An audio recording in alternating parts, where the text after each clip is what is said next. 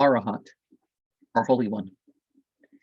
And for a disciple thus freed, in whose heart dwells peace, there is nothing to be added to what has been done, and not more remains for him to do. Just as a rock of one solid mass remains unshaken by the wind, even so neither forms nor sounds, nor odors, nor tastes, nor contacts of any kind, neither the desired nor the undesired, can cause such an one to waver. Steadfast is his mind, gained is deliverance.